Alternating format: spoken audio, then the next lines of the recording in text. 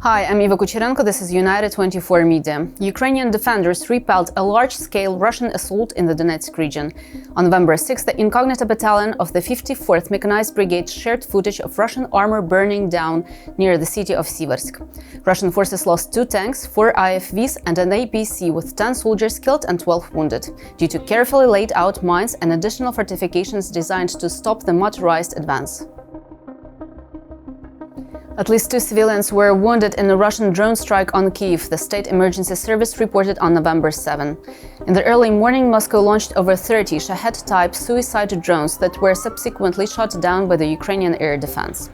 According to the city mayor, falling debris stoked flames in 4 districts, affecting a medical facility, fortunately without fatalities, the 33rd floor of a residential high-rise, a business center, and a private house also catching fire. 2 bystanders were injured by the wreckage and were rushed to hospital. The sappers are completing demining sweeps as explosive parts from the Shahed drones were left uncovered.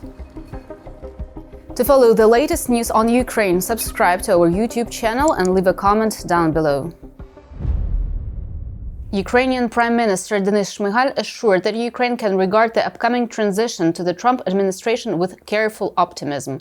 At a conference of the Kyiv International Economic Forum held on November 7, he remarked that he is confident in the endurance of bipartisan support from the US, which he believes remains solid in both Congress and among the American public. Ukraine can continue to rely on US aid in matters concerning security and stability, said Shmyhal. Donald Trump сильний керівник.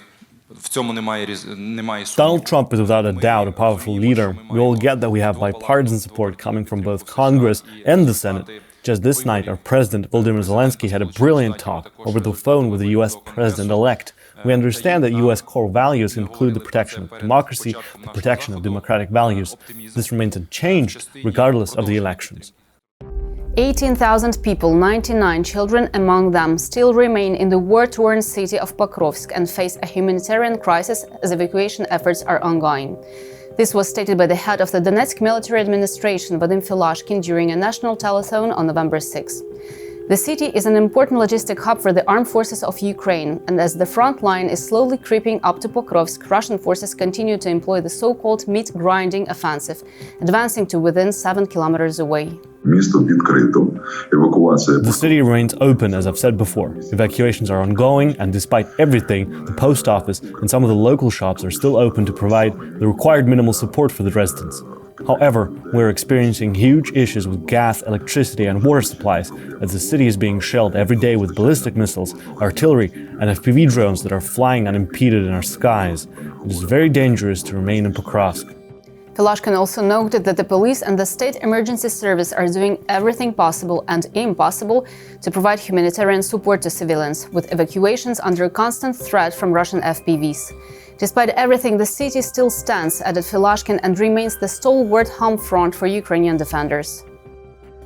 A Ukrainian win is in Europe's best interest, stated French President Emmanuel Macron during a European political community meeting convened in Hungary on November 7.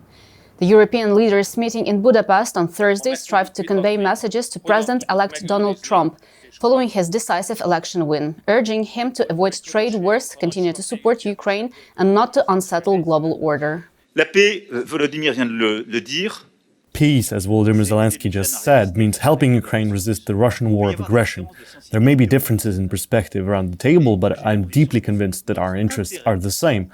Our interest is that Russia does not win this war. Whatever people here or the public may think, if Russia wins, it would mean having an imperial power at our borders and being told that expansionism is acceptable. I don't see how anyone around this table could feel at ease if we allow this to happen. Macron also stressed there has been a strategic awakening among Europeans and they must embrace it, meaning that Europe cannot delegate its security to the Americans forever. South Korean President Yoon Suk-yeol stated Seoul is not entirely excluding the possibility of supplying arms to Ukraine. This statement was made on November 7 and comes after about 11,000 North Korean troops were reported to have been deployed to potentially be involved in Russia's war of aggression. On November 5th, the first clashes between Ukrainian and DPRK troops were confirmed by the Ukrainian Ministry of Defense. Yoon said that Seoul's assistance would be adjusted in accordance with the level of North Korean involvement and would prioritize defensive arms. South Korea has previously only provided Ukraine with non-lethal aid, in accordance with its long-standing policy of refraining from supplying arms to countries at war. The United Kingdom announced a new wave of 56 sanctions against Russia's military-industrial complex and Russian-backed mercenary groups on its government website on November 7. Sanctions were imposed on individuals and organizations in the Central African Republic, Libya and Mali due to their connections with mercenary activities. The UK is the first G7 country to directly sanction a Russian-backed mercenary group called Africa Corps, responsible for threatening stability and security across the continent. The sanctions also target entities based in China, Turkey and Central Asia involved in the supply and production of goods. These include machine tools, microelectronics and components for drones, all of which Russia needs to support its illegal invasion of Ukraine, stated Downing Street. That's it for today. We're United 24 Media. Thank you for being with us and see you tomorrow.